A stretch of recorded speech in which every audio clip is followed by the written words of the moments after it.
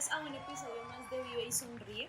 Hoy con un nuevo invitado, súper invitado a este canal. Por favor, preséntate. Hola, hola, mucho gusto. Mi nombre es Jaime Garzón. No soy Jaime Garzón el famoso, solo soy Jaime Garzón. Ese soy yo, soy el invitado de hoy. Bravo. Les damos la bienvenida a todos ustedes por estar aquí acompañándonos. Le damos la bienvenida a nuestro invitado. Gracias por aceptar la invitación. Es un miembro también de nuestra congregación y es mi papá. Con todo gusto. Es mi papá.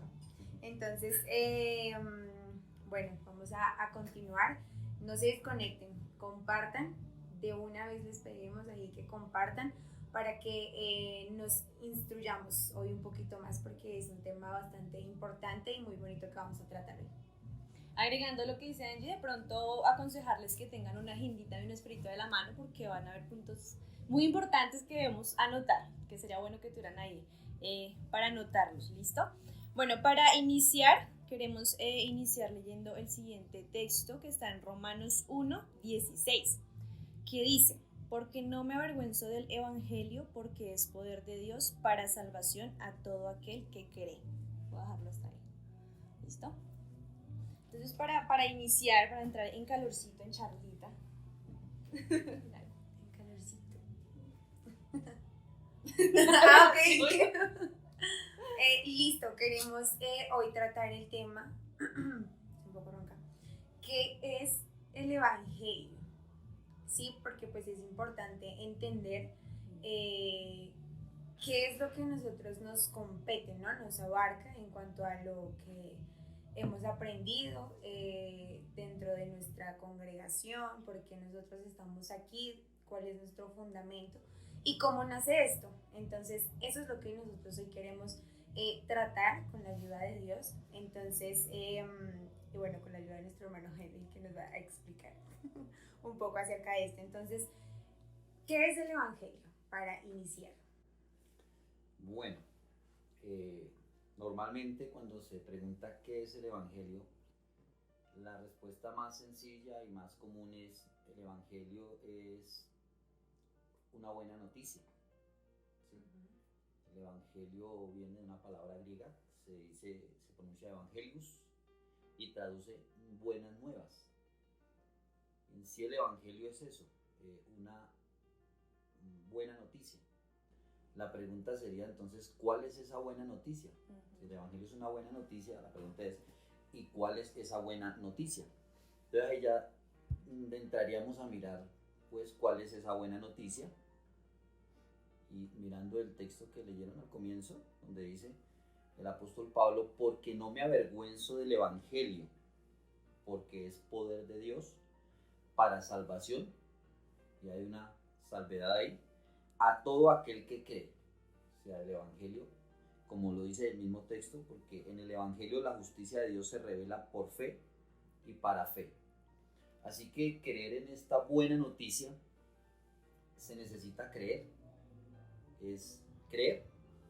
El evangelio es poder de Dios.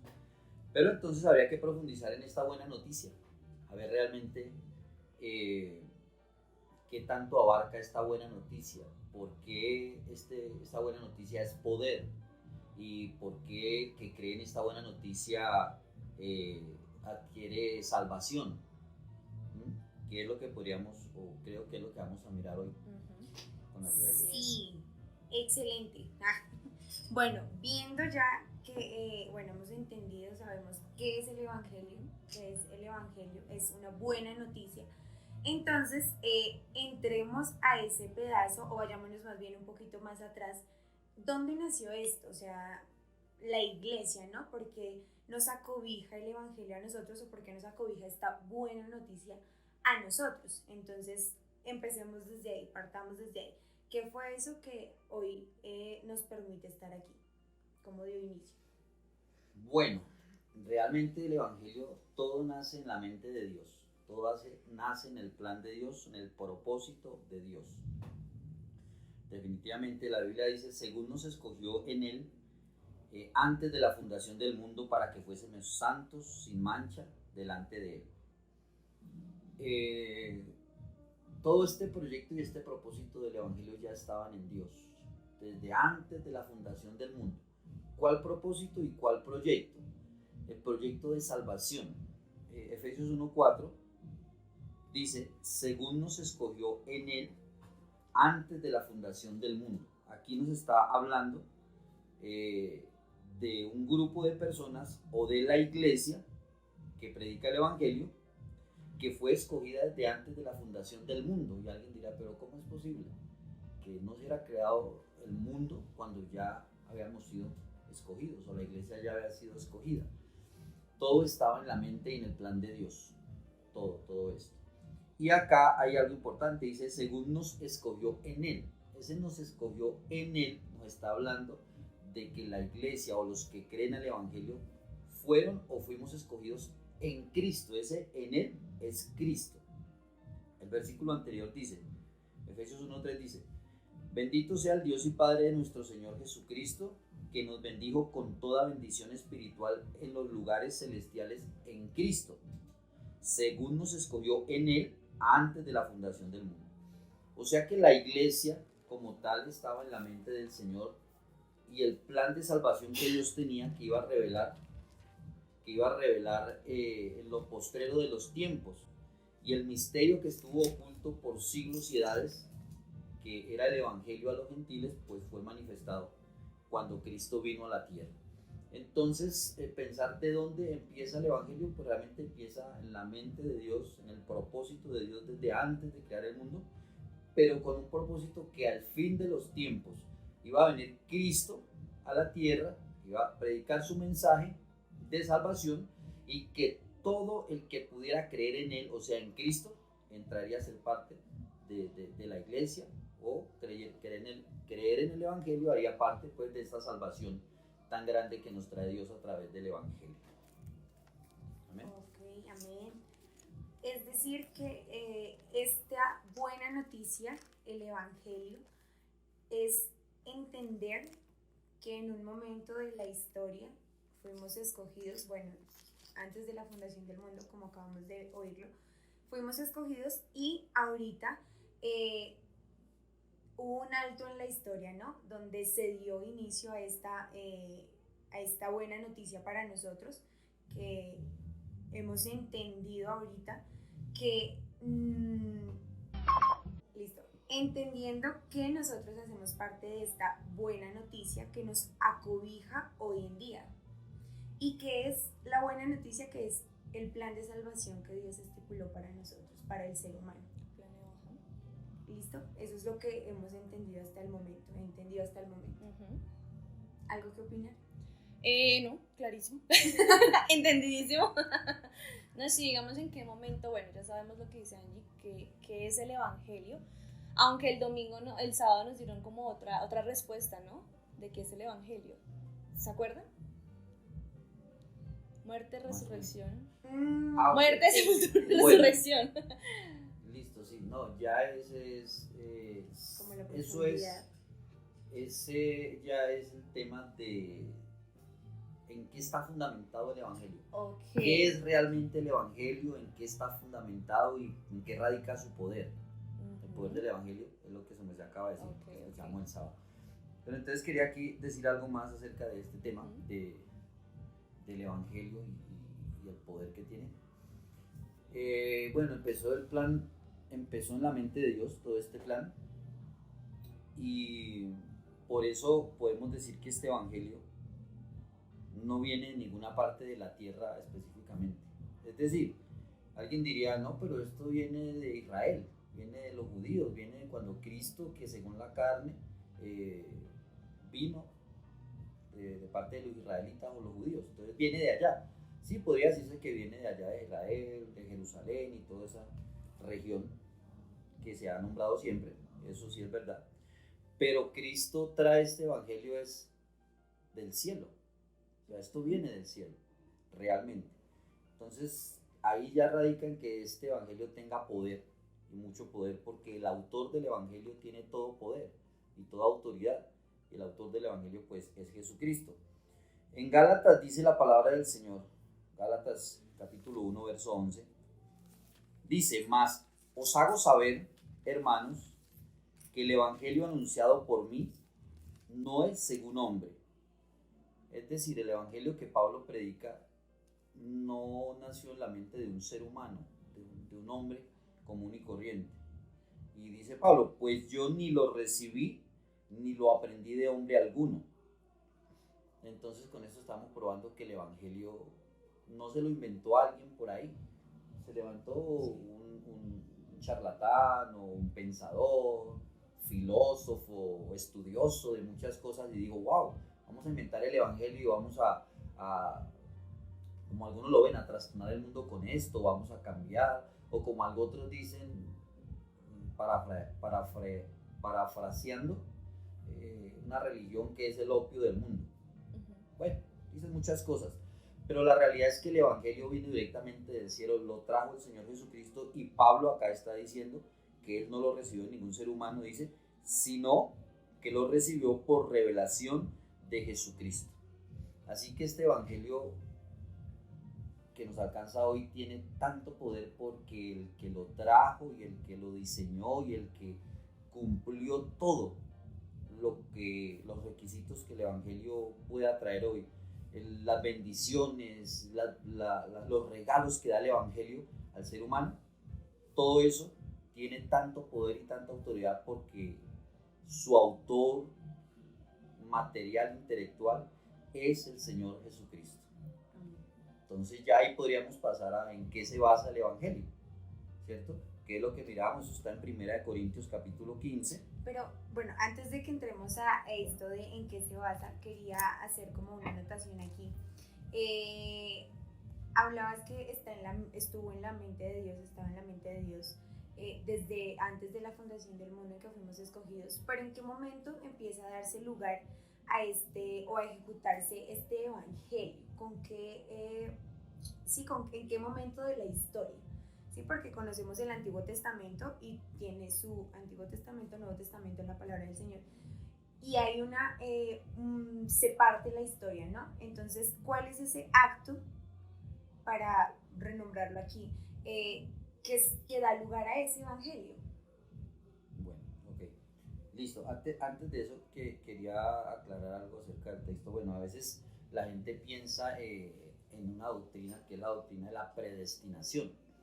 Y esa doctrina consiste en que muchos piensan que porque la Biblia dice que fuimos escogidos en Cristo o en él antes de la fundación del mundo, entonces dicen, es que los que han de ser salvos ya están escogidos. Sí. Ya Dios escogió a Julano, a Perencejo, a Sultanito, y pues hagan lo que hagan, se van a salvar.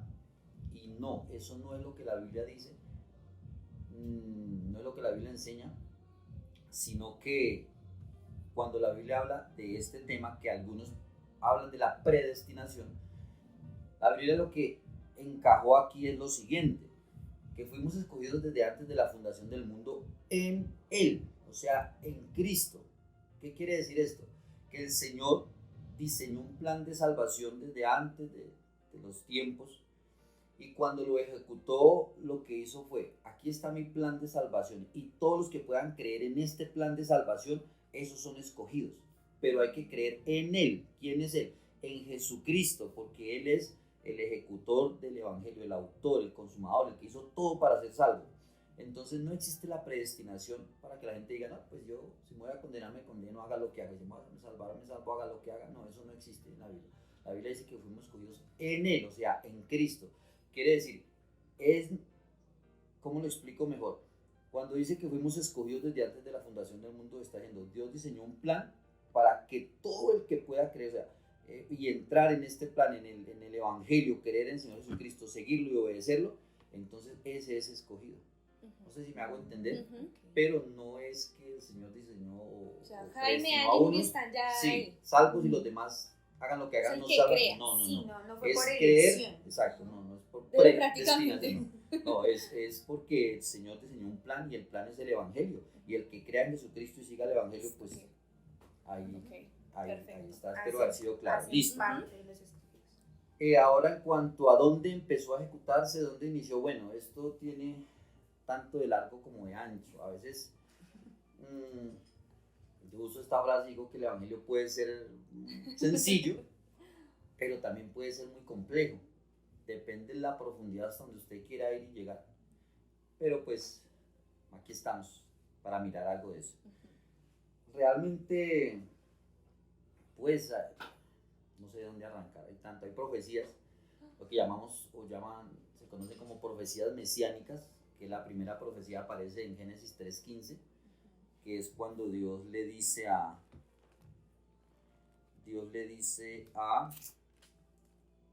vamos a mirarlo acá, para no equivocarnos. Dice Génesis capítulo 3, verso 14. Y Jehová Dios dijo a la serpiente: por cuanto esto hiciste, maldita serás entre todas las bestias y entre todos los animales del campo. Sobre tu pecho andarás y polvo comerás todos los días de tu vida. Y el verso 15 dice: y pondré enemistad entre ti y la mujer, y entre tu simiente y la simiente suya. Esta te herirá en la cabeza, y tú le herirás en el calcañar.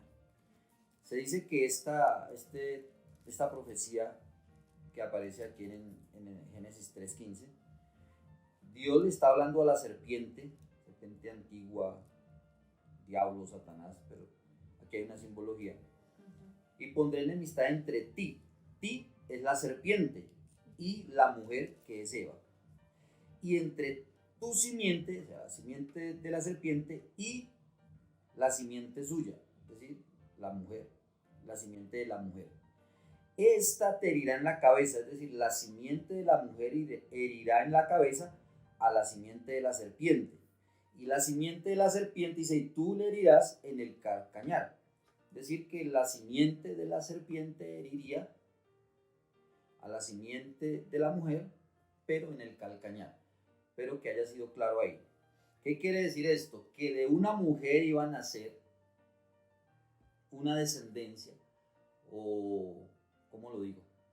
Bueno, iban a ser de una mujer quien iba a darle un golpe mortal en la cabeza a la serpiente o a su simiente o a su descendencia o sus seguidores o a sus enseñanzas.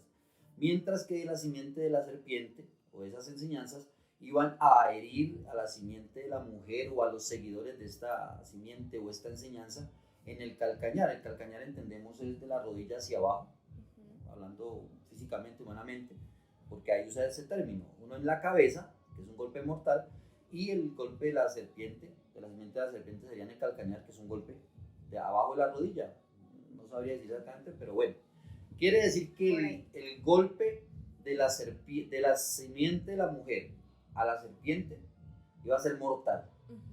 Y que la simiente de la serpiente, estando muerta o derrotada, igual iba a tratar de hacer algo, iba a herir también a la simiente de la mujer, pero sus heridas iban a ser leves, no iban a ser mortales, si me hago entender. Entonces, esto ya nos habla de una profecía mesiánica. Iban a ser el Mesías, el cual es Cristo, como ya lo conocemos, nació. Entonces podríamos pensar que desde ahí ya empieza uno a ver destellos del Evangelio, ¿sí? Más adelante pues ya se habla de la simiente de Abraham, que se dice: en tu simiente serán benditas todas las naciones. Todas las, hay varios textos donde dice todas las familias, todas las naciones de la tierra, ¿sí?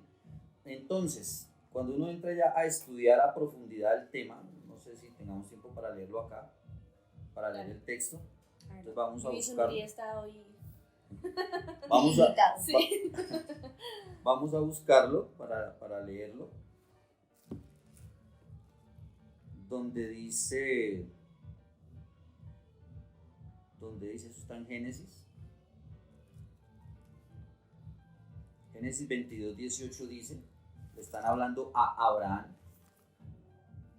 y le dicen: en tu simiente serán benditas todas las naciones de la tierra, por cuanto obedeciste a mi voz. Luego en Génesis 26 también se le dice a Abraham: multiplicaré tu descendencia como las estrellas del cielo, y daré a tu descendencia todas estas tierras, y todas las naciones de la tierra serán benditas en tu simiente. Miren esta profecía o esta promesa. Y todas las naciones de la tierra serán benditas en tu simiente. ¿En cuál simiente? En la simiente de Abraham. Y Génesis 28 dice: será tu descendencia como el polvo de la tierra, 28:14, y te extenderás al occidente y al oriente, al norte y al sur, y todas las familias de la tierra serán benditas en ti y en tu simiente. Entonces Génesis 3:15 nos habla de una simiente, y Génesis 22, 26 y 28 también nos viene hablando de la simiente. Esto es en Abraham. ¿Listo? Entonces todo esto hace parte de lo que es lo que llamamos las profecías mesiánicas, que tienen que ver con el Mesías, pero también pues obviamente con el evangelio que estamos hablando hoy. Y en Gálatas 3, el verso 16 dice, voy a leerlo acá, voy a leer del verso 15, Gálatas 3, verso 15, dice: hermanos, hablo en términos humanos, un pacto, aunque sea de hombre, una vez ratificado, nadie lo invalida ni le añade. Ahora bien, a Abraham fueron hechas las promesas y a su simiente. No dice y a las simientes, como si hablase de muchos, sino como de uno. Dice y a tu simiente, la cual es Cristo. Es decir que en términos del evangelio y el cumplimiento de las promesas, Cristo el Señor es la simiente de Abraham. Y al ser Jesucristo la simiente de Abraham, entendemos que el texto que dice: en tus simientes serán benditas todas las naciones de la tierra. Es decir, y la simiente es Cristo. Entonces, en Cristo el Señor es donde vendría la bendición para todas las naciones o todas las familias de la tierra. Y Cristo es el autor del evangelio, o podría ser el evangelio mismo, Jesucristo. Porque recuerden que cuando Pablo seguía a la iglesia, Pablo el apóstol, o Saulo antes, después Pablo, él perseguía a la iglesia, a los cristianos, pues para destruirlos, para encarcelarlos, para exterminarlos. Y cuando viene la revelación del Señor que le aparece en el camino que iba Pablo hacia Damasco, entonces los que conocen allí el texto le dice: Pablo, ¿por qué me persigues? Y Pablo, pues como encandelillado por la luz tan fuerte que le había rodeado, y reaccionando a esto, dice: ¿quién eres, Señor? Y él le dice: yo soy Jesús a quien tú persigues. Pero Pablo estaba persiguiendo a los cristianos. ¿Por qué Jesús dice: yo soy Jesús a quien tú persigues? Es sencillo, porque es que el evangelio de Jesucristo, por eso es que es tan poderoso, por eso es que es un evangelio de vida, porque el autor es Jesucristo. Jesucristo es la cabeza de esta iglesia, y la iglesia es el cuerpo, y cualquiera que se mete con el cuerpo se mete con la cabeza, palabra más, palabra menos. Entonces el Señor dice: ¿por qué me persigues? ¿Ves? Entonces, pues todo esto nos habla del evangelio. Bueno, llegamos ya pasamos desde Génesis a todo este tema. ¿Sigo? ¿Sí? Bueno, no sé si hay una pausa para tomar agüita. También. Por favor. Listo. Hemos pasado de un extremo al otro, pero pues hay más cosas intermedias. Entonces, ¿cuándo aparece o cuándo inicia la iglesia o cuándo pasó todo esto? Pues la iglesia, Jesucristo viene, vemos los 4 evangelios, pero si miramos bien a fondo, los 4 evangelios, todo lo que sucedió allí sucedió en tiempo de la ley. Aún no era el tiempo de la gracia, en el tiempo de la ley. La iglesia aún no había empezado, pero Cristo vino a eso, a fundamentar o a fundar la iglesia como tal.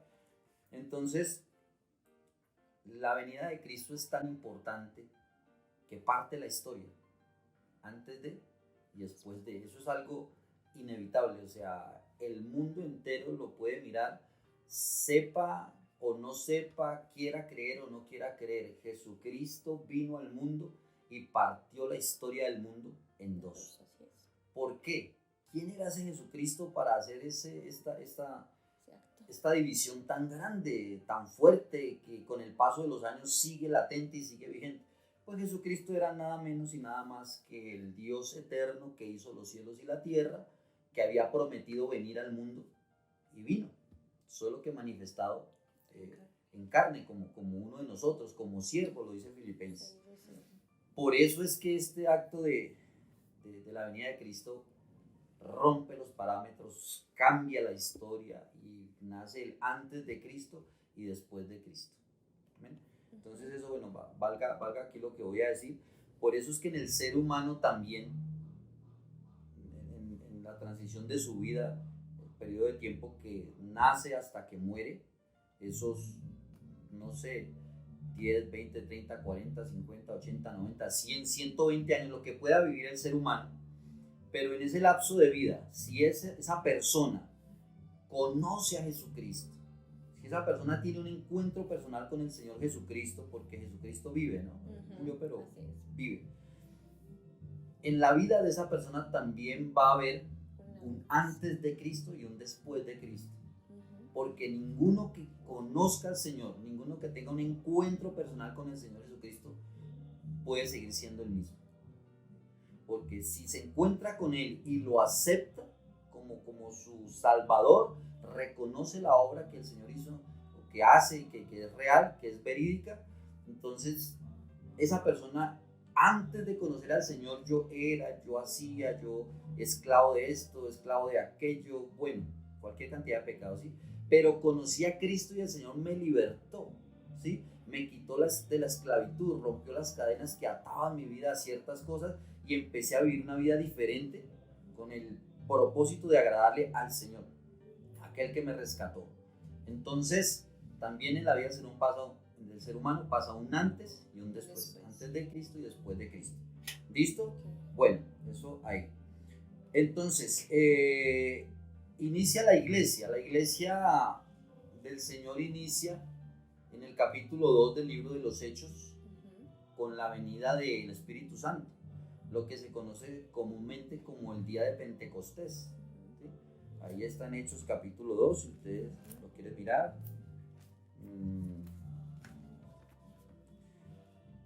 Dice, Hechos capítulo 2, el verso 1, dice: cuando llegó el día de Pentecostés, estaban todos unánimes juntos, y de repente vino del cielo un estruendo como de un viento recio que soplaba, el cual llenó toda la casa donde estaban sentados, y se les aparecieron lenguas repartidas como de fuego, asentándose sobre cada uno de ellos, y fueron todos llenos del Espíritu Santo y comenzaron a hablar en otras lenguas según el Espíritu les daba que hablasen.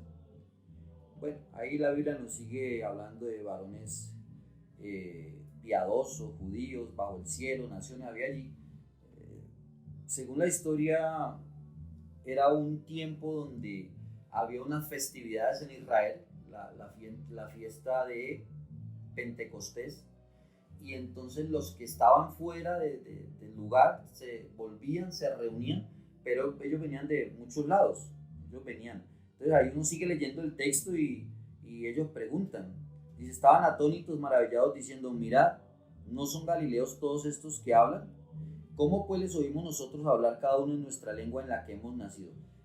Cada uno en nuestra lengua en la que hemos nacido, y viene diciendo cuáles son cada uno de ellos: partos, medos, elamitas, Mesopotamia, Judea, Capadocia, el Ponto, Asia, Frigia, Panfilia, Egipto, África, más allá de Cirene, y romanos, aquí residentes, tanto judíos como prosélitos, cretenses y árabes. Todos esos que habían venido venían de esos lugares, pero los que estaban allí adorando y glorificando a Dios estaban hablando en la lengua en que ellos habían nacido, o sea, en árabe, Egipto, no sé, griego, bueno, los lenguajes que menciona ahí, porque dice, ¿cómo les oímos hablar en nuestro idioma las maravillas de Dios? Entonces, cuando viene el Espíritu Santo, toma a este grupo de 120, dice la palabra del Señor, entonces empiezan ellos a glorificar a Dios en otras lenguas, en otros idiomas, y estos que, no sé, tal vez solo hablaban un idioma y los escucha, o bueno, tal vez hablarían dos, no lo sé. Lo cierto es que los escuchan hablar en el idioma en que ellos habían nacido. Ejemplo, si yo estuviera ahí y los escucho, oiga, pero estos galileos o estos que están, si ellos son de esta región y aquí hablan hebreo o hablan griego en ese tiempo o arameo, ¿por qué está hablando en español? Y yo lo entiendo. Eso fue lo que pasó. En ese momento viene el Espíritu Santo y es cuando nace la iglesia con el Espíritu Santo. Ahí es cuando la gente empieza a recibir al Señor. Bueno, ahí seguimos leyendo, ahí ya viene el primer discurso de Pedro, el primero o el segundo, no recuerdo, pero bueno, Pedro es el que habla ahí, creo que el primero, donde la gente al ver la situación, lo que pasó, decían, uy, pero estos qué les da, unos maravillados por lo que veían, otros se burlaban diciendo, estos están borrachos, la expresión están llenos de mosto, quiere decir están borrachos. Pedro pues se pone en pie lleno del Espíritu Santo. Pedro, los que lo conocieron, un hombre que no era estudiado, un hombre que era del vulgo, era como tosco, en fin, se para y empieza a hablarles de una manera que la gente se queda maravillada, porque es que una cosa es antes de Cristo y otra cosa es después de Cristo. Y Pedro, aunque había estado con Cristo, pero aquí había recibido el Espíritu Santo, y se para y lleno del Espíritu Santo empieza a hablarles y les dice, mire, estos no están borrachos, no están llenos de mosto como ustedes piensan. Primero porque hay una ley que prohíbe vender mosto o licor a estas horas de la mañana, porque según el texto era 9 de la mañana más o menos. Si ustedes lo leen se dan cuenta. Entonces les dice, por eso no están borrachos. Y alguien podría decir, entonces, ¿qué es lo que tienen? Entonces él viene y les aplica la profecía que viene desde tiempos antiguos y dice, esto que ustedes ven es el cumplimiento de lo que dijo el Señor a través del profeta Joel. En los postreros tiempos derramaré mi espíritu sobre toda carne. Sobre toda carne se entiende sobre todo ser humano. Podemos generalizar pues toda carne. No, sobre todo ser humano. Entonces Pedro les dice, este es el cumplimiento de lo que Dios ya había profetizado. Y ahí él empieza un discurso, empieza a predicarles, y ahí nace la iglesia y nace con los judíos. Ahí nace la iglesia con los judíos. ¿Por qué? Porque el verso 2, bueno, después de que Pedro les explica y les habla, les dice, ustedes, el verso...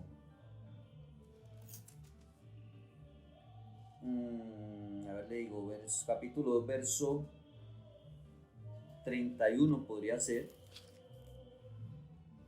verso 32. Todo es importante, que habría que leerlo y entenderlo, pero pues por cuestión de tiempo, ustedes saben que el tiempo en televisión cuesta mucho, es muy caro, que no podemos extendernos tanto. Sí. Entonces Pablo le habla, en este caso a los judíos, en esta ocasión, y les dice, el verso 32 dice, a este Jesús resucitó Dios, de lo cual todos nosotros somos testigos. Pedro está hablando ahí, cuando dice todos nosotros, está incluyendo a los apóstoles, pues menos Judas, que ya no estaba, pero había otro grupo. Recuerden que ahí más antes decía que era un grupo de 120 los que estaban en el aposento alto. Ellos recibieron el Espíritu Santo y él les está diciendo, de lo cual todos nosotros somos testigos. Así que exaltado por la diestra de Dios y habiendo recibido del Padre la promesa del Espíritu Santo, ha derramado esto que vosotros veis y oís. ¿Qué es lo que veían y oían? Pues veían el grupo de personas allí alabando y glorificando a Dios, y lo oían hablando maravillas de Dios, pero en el lenguaje que ellos. Lo que le estaba diciendo es el derramamiento del Espíritu Santo. Bueno, después de que Pedro, ahí para resumir un poco, Pedro les explica lo que ha pasado, el cumplimiento del derramamiento del Espíritu Santo, y que todo eso vino porque Jesucristo había resucitado. Entonces les dice, sepa pues ciertísimamente toda la casa de Israel, la nación, pero recordemos que Israel pues es descendiente de Abraham, Isaac y Jacob. Jacob fue el que se le cambió el nombre por Israel después, bueno, y de ahí viene el nombre de Israel como nación. O sea, aquí le está hablando a los que eran judíos, ¿listo? Israelitas. Sepa pues ciertísimamente toda la casa de Israel que a este Jesús a quien vosotros crucificasteis, Dios le ha hecho Señor y Cristo. Entonces el verso 37, ahí es cuando hay un arrepentimiento de un grupo de ellos. Dice, al oír esto, se compungieron de corazón. Ese compungir se entiende que es como un dolor que se siente internamente por haber hecho lo malo. Podría definirse así. Se compungieron de corazón, o sea, les dolió en el corazón que ellos hubieran matado a este Jesús. Entonces, en esa situación ellos dicen, listo, se compungieron de corazón y dijeron a Pedro y a los otros apóstoles, varones hermanos, haremos? Como quien dice, listo, ahora entiendo lo que ustedes me dicen, yo veo el Espíritu Santo que los llena, yo veo que eso es cumplimiento de la profecía y entiendo que ese Cristo es Señor y Cristo, pero sí, ya nosotros, por culpa de nosotros, o sea, los judíos, ya lo llevamos ante Pilato, ya le hicieron un juicio, en vez de pedir a Barrabás que soltaran a Jesús, pedimos que soltaran a Barrabás, a Jesús lo crucificaron, listo, Pedro, usted tiene razón, nosotros lo matamos